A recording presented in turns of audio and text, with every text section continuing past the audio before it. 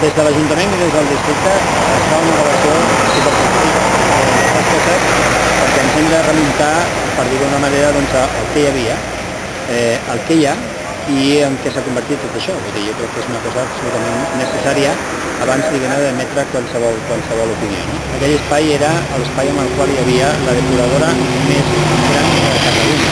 Vull dir, la depuradora que estava depurant el 60% de l'aigua residual, diguem-ne, de l'àrea metropolitana.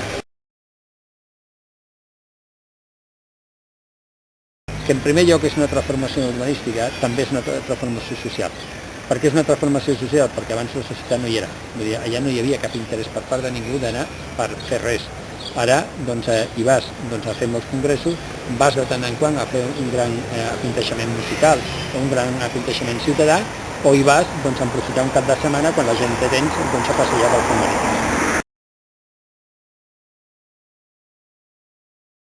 Crec que el problema del fòrum és que de vegades és notícia quan passen els grans aconteixements, no els aconteixements diaris. No? Si tu t'apropes al fòrum, vull dir, és evident que l'Esplanada és molt difícil d'omplir un dia de cada dia si no hi ha un aconteixement important.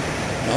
Però també és evident que quan t'apropes a l'edifici fòrum o a l'edifici del Palau de Congressos, el que tu veus és un moviment constant de persones. És possible que ara plantegi de dir, bueno, però si és que grans aconteixements al districte de Sant Martí ja es fan gràcies al fòrum. Abans de tenir el fòrum, aquí a Sant Martí no passava absolutament res important de la ciutat de Barcelona.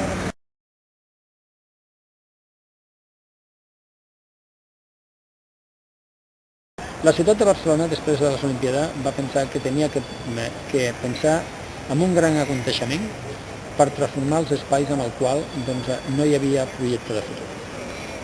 I a més per fer una altra cosa també, que és molt intel·ligent per part de les ciutats, que és crear algun element o algun aconteixement que faci que la resta d'administracions inverteixin en la ciutat per aquesta transformació i aquest aconteixement.